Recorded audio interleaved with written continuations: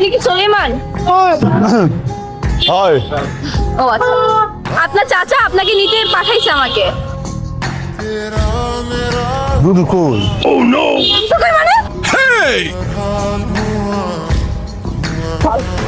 এ আপা একটু ধরেন ধরেন ধরেন ধরেন ধরেন একটু ধরেন।